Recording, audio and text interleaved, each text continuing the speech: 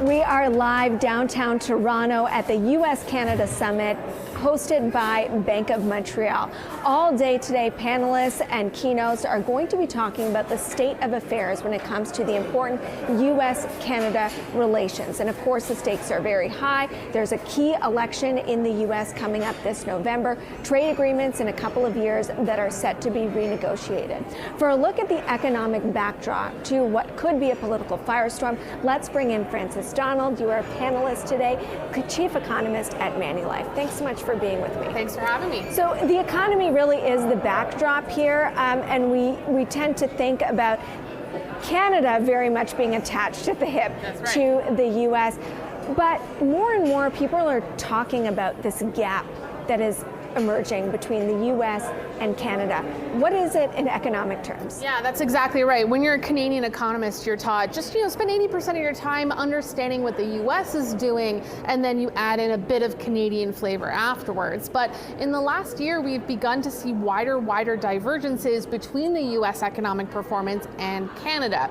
Canadian growth is at a stall speed. In per capita terms, it's been declining for 7 quarters, whereas the U.S. remains very resilient. Retail sales declining in Canada, just fine in the United States, and of course, just not creating enough jobs in Canada, the unemployment rate rising. Now, the good news, and I use the term lightly, is that inflation in Canada year-over-year terms is coming down a lot faster than the United States. But it does beg the question, is this just temporary? Will the Fed, or will the United States catch up to that downward momentum? Will they see the same declines at a later point?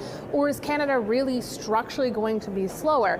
And there's a lot of discussion now about productivity, the engine of growth in Canada being weaker, the big problems we're having in housing, which is just getting worse every single month.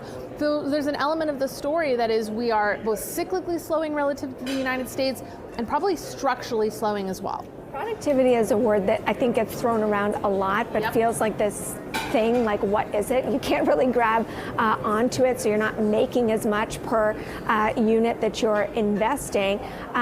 Is this a new phenomenon? What do the numbers say? I even catch myself wondering, what did I mean by productivity? I think it is technically the term that means how much output did you get per hour worked, but what it really means when we get down to it is what is the engine of growth? What is propelling your economy forward? And we just don't have the breadth of industries that we used to, or they are weaker relative to the United States. But you're right, Amber, this is not a new problem. I'm not sure why it suddenly became very fashionable to talk about Canadian productivity. It is something that has existed for almost 40 years. Canada has been underperforming the United States on that propulsion of growth impulse for 40 years. The issue now is that we're dealing with this much slower economy because of higher interest rates. And so while productivity issues are not new, we need productivity more than we have in the past. I wonder if part of the answer, at least recently, when you talk about the U.S. growing faster, they've been investing, they've been spending. Canada has as well, but the U.S. has been geared towards growth initiatives and protectionist initiatives. Are we decoupling from the U.S.? Well, there's a sort of a dark side to that as well, which is as much as I'm saying there are issues in Canada, there is one issue that we don't have to the same extent, and that's government spending has actually not become as large of a weight on our economy, even though we talk a lot about increased inclusion rates and the increase we've seen in government spending. When you look at the interest costs, for every $100 that the Canadian government brings in, it's paying $11 on interest. Sounds like a lot, but the United States is at $19 for every 100 that it brings in. So even though government spending might have been larger, it may also in the future turn out to be more of a brake on the U.S. And this is the big problem when we talk about U.S. and Canada.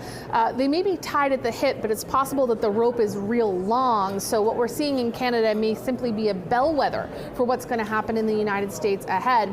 We heard today from former Vice Chair Randy Quarles. He said a recession in the United States is necessary in order to bring down inflation. So as much as we talk about Canadian recessions in Canada right now, and that's a problem, and we're seeing the decoupling, we may just see the U.S. experience several of these same environments with a lag. It's interesting you bring that up. Of course, one of the hot topics is the election in the U.S. Who's going to win? What does it mean? And from an economic, that old saying, it's the economy, stupid.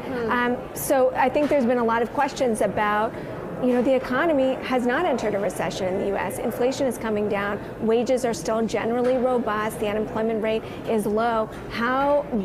Why does it look like Biden might lose?